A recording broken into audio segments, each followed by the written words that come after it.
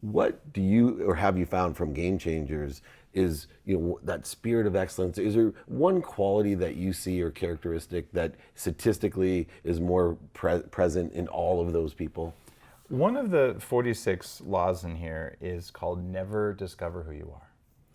And it's counterintuitive, but what the people who change the game do, they don't just say, I'm going to find out what I am, because what you might discover is that you actually like to just binge watch Netflix and eat pizza, right? I discovered who I am, and I'm big, right? So what if you decided who you were going to be and you consciously built that? And that's what all of these people have done. Right, and some of them, another rule in there is, know your weaknesses, and focusing on your weaknesses will make you weak. It doesn't make you strong. That was another mistake that I made as a young entrepreneur. Like the stuff that makes you tired, that you hate, pay someone else to do it. Like, oh my God, right? But instead, you're like, I can't have a weakness. I'll go do all that crappy stuff. I always say find places for weaknesses. Yeah. Right, because you can take a weakness, put it in a different place, and it's a strength. In fact, SAP is the classic example where they needed people for end user software training. You have to be hyper focused and do the same thing again and again. Something humans hate, except for if you have autism. Right? Exactly. So they hired 40,000 people with autism to test their software. They took a weakness and made it a super strength. Yeah. And that's what you seem to be able to do. It's totally true. And just understanding that if something sucks your energy, you've got to do it. Another thing that stood out from Game Changers, and it's probably 6 of the 46 laws, relate to the importance of community. And this is something I didn't quite get when I was getting Bulletproof off the ground. And I'd been at a whole bunch of tech startups and all that. And there's a tech community. I don't know how we weren't running into each other. It's pretty crazy. Same companies. Yeah, we must have crossed paths probably like a dozen times. But you were just heavier. That's probably right. You wouldn't recognize me. There's a tech community where there's a language in Silicon Valley, and whether you're an infrastructure guy or a software guy or whatever, but there's cliques and there's meetings and there's a movement, right? Yeah. And I was a part of that. But when I started Bulletproof, I had exited tech. I'd been CTO of one of the wristband companies doing human monitoring, and I moved up to Vancouver Island to live on a farm. And the community of entrepreneurs just wasn't really there. And I didn't recognize what was going on there. Like, okay, what's happening? And a dear friend of mine, JJ Virgin, she said, Dave, you need to go to this thing put on by a guy named Joe Polish called the Genius Network. And this is like a $10,000 meeting, and it happens once a year, and it's about 350 entrepreneurs in a room. And they just teach you for 3 days all the stuff that they're doing. And it was so relaxing to go and do that, because I'm like, oh my God, here's people who are at a level above me and some who haven't achieved as much as I have, but they're all, number one, if you can afford $10,000 to go to an event, it's curated, plus Joe's a crazy curator. So I go there and I'm like, oh my God, these are my people. So I can suddenly talk about these things and I can learn at a very accelerated level, and things that feel like they're big problems to me. I talked to my buddy Ken Newman there, and he's like, and I said, well, who do you go to for help? And he goes, well, when I was building my companies are worth hundreds of millions. He goes, I just went to Jack Welch. I'm like, what? Yeah. But to be able to just chat with guys, like, yeah, he was my mentor for years. We just got to be friends.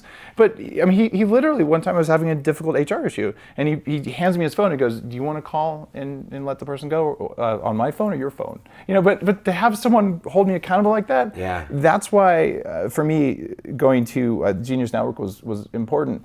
And the reason, in fact, I've gone every year, I think for now 6 or 7 years.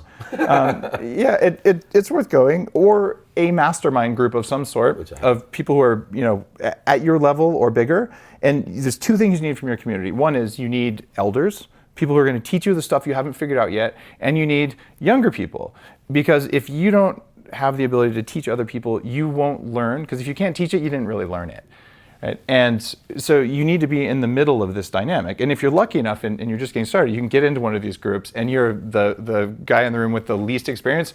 Great. Like, you win, right. But that's unlikely because the curators are supposed to mix the people. But that's the trick. And I'm a member of 4 or 5 groups like that, and I go regularly, even though I'm running a sizable company.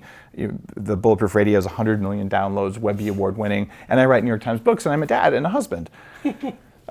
But I go to those meetings because they increase my performance as an entrepreneur across all 4 or 5 of my portfolio companies. That's exactly what I do as well. And I want to take a look at the management of time. Yeah. Time is, we were talking earlier, can't see her on the screen, but my wife to the right, we started talking about dimensions and aliens and how we're all in different time zones. I truly believe there's 2 types of time. One is the man-made construct, which too many people don't know how to take advantage of. And then there's an infinity of time. One of my favorite questions to ask someone like you that has this persona of how do you get it all done? Yeah. Right. I got 4 kids. I have a wife. I'm teacher. speaking, author, all the things, podcasts. Yeah, et cetera. we're similar. But it's all because of time. How do you deal with that? Well, one approach, and the one I used to do, was more like a Sheryl Sandberg lean in, or like Ariane Huffington used to be. And I've interviewed Ariane a couple of times. In fact, she was on stage at the Bulletproof conference this year. And she talks about how you just do it till you drop, right? And she dropped and hit her head. Oh, God. And I had that happen to me a long time ago on an airplane. It was just, I was dehydrated, right? Yeah.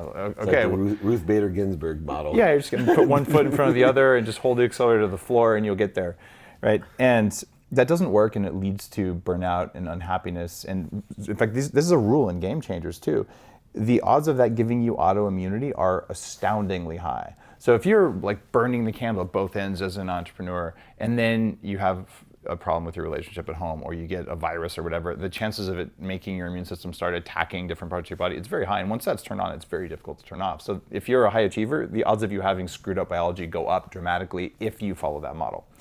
So what I do now for time management is I look at that and say, can someone else do it? And if so, I really don't want to be in that meeting. Nice. Right? And I work with a couple assistants. So every minute of my workday is filled up and it's orchestrated.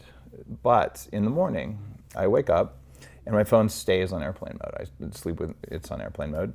And then I have breakfast with my kids and my wife. I drop my kids off at school and I'm home. And then I come back and I turn on my phone. So it's just because I could be available, you don't get to put what you want on my agenda. I drive the agenda. And email and even text messaging now have just become ways for people to put their agenda on top of mine. And I'm really religious about not allowing that.